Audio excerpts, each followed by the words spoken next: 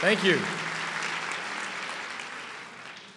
If I had $1 for every time that Andy asked me to be here today, and at the end he said, no, you have to be there. I have a lot of great friends in the room that I want to acknowledge. I don't know exactly where they are. I'm assuming that they're here. Dr. LaSalle Lafall. Dr. Lafall, are you here? He had a better offer. Dr. Freeman, Dr. Harold Freeman, you here? He also had a better offer. Amelie Ramirez, I know, couldn't be here on the board, also on the board of the Lance Armstrong Foundation. Susan Shinagawa, where's Susan? A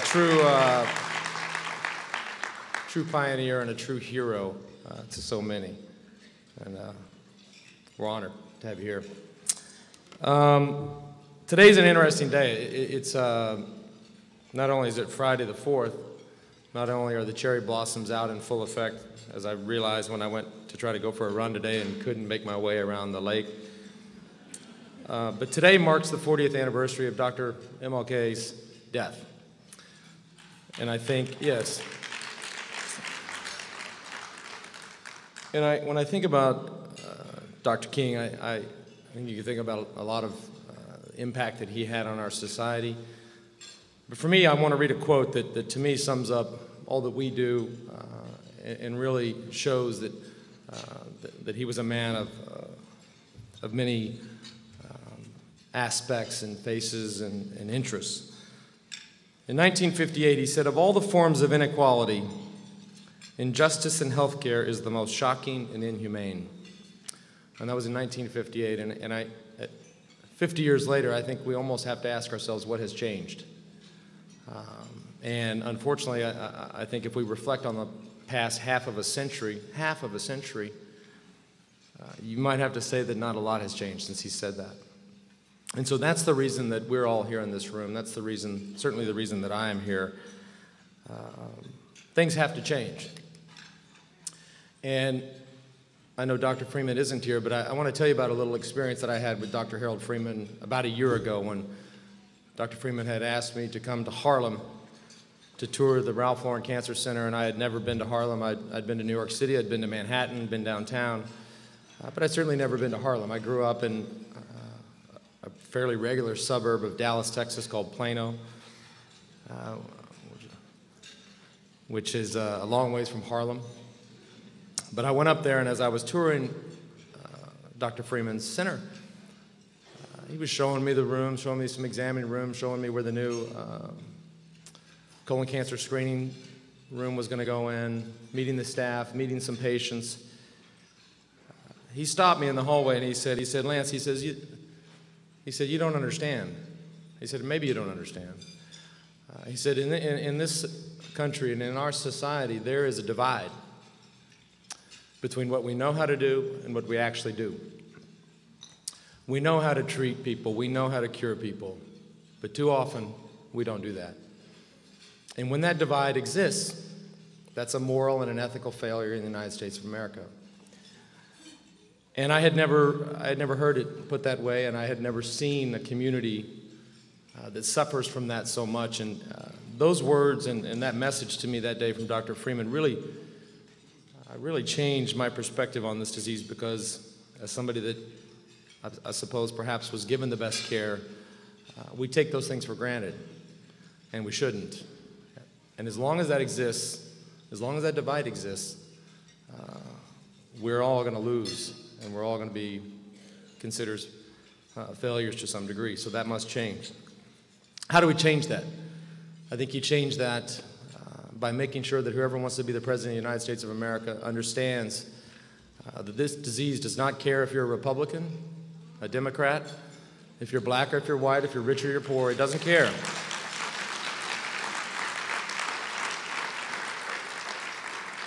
This disease is the #1 killer in this country, as we all know, for people under the age of 85. 1 American every minute, 1,500 a day, 560,000 deaths a year. That to me, as a cancer survivor, and I think I share this with the rest of the room, that ought to be a national priority. So absolutely. So when now we talk about war, terror, or now, of course, the economy is a major topic, education a major topic, healthcare even a topic, we have to make sure that we discuss the number one killer in this country, the number one terrorist that we will face. And you know, when we look at all of the aspects of this disease and how do we ultimately solve this problem, how do you take almost 600,000 deaths and at least cut that in half? You have to address all of the faces and all of the aspects of this cancer spectrum, the cancer continuum. So prevention, screening and early detection, access to care in this country, no matter what community you live in, research, survivorship, end-of-life care, all of these things across the board. Commander-in-Chief must address that. The Commander-in-Chief must make it a priority, must appoint the best people to oversee that money. And at the end of the day, of course, we need more funding.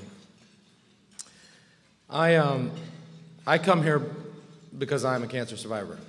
11 years ago, I was diagnosed, and I was a kid that took a lot of things for granted. I took my health for granted. I had never had any sports injuries, never had any major problems. And this disease came out of nowhere and nearly took my life. Fortunately for me, I was treated and able to survive and go on and race a bike again and win a few bike races, tell the story to a few people. But it really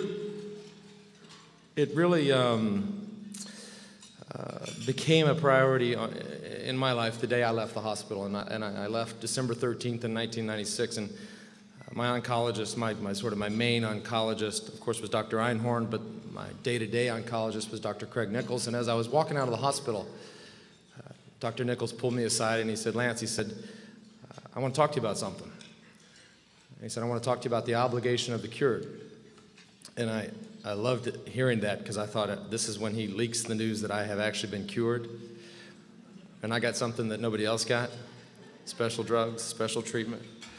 He said, "No, I don't know that. I don't know that if you'll make it a month or a year or 10 years. I don't know, Lance." He said, "But the obligation of the cured is simply the way you're going to walk out of this hospital.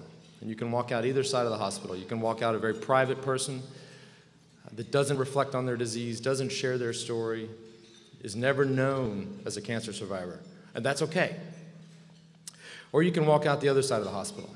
And that side is the person that walks out for the rest of their life. They say, I am a cancer survivor. Here's what happened to me. Here's what I know. Here's what I want to do to help. For as long as you live, you wear that badge of honor." And I looked him in the eyes and I said, "You got a deal. I'm going to go out that side of the hospital, and for as long as I live, I will be a cancer survivor."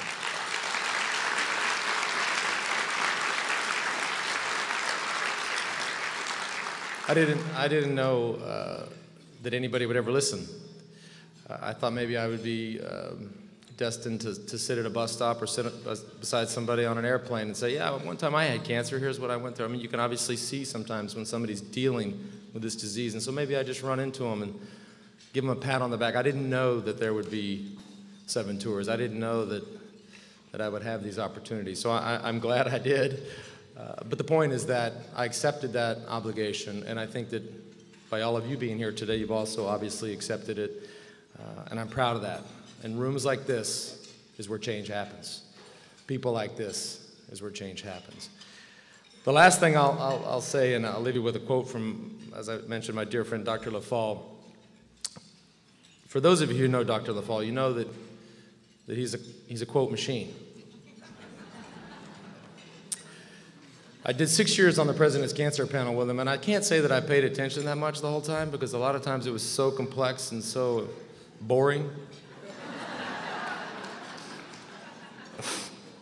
But I can tell you, every time he talked, I wrote down every quote. And he has many. For those of you who know Dr. LaFall, I mean, there's the Coltrane quote, there's the Nightingale quote, there's the Sped Arrow quote. There's quotes everywhere, but the one that I think means the most to me, and I think really embodies what we're all about here today, is this one. Dr. LaFall says, "When you give a man hope, you have given the greatest gift, and that's the gift of anticipation, that tomorrow will be better than today." Dr. LaFall, the quote machine.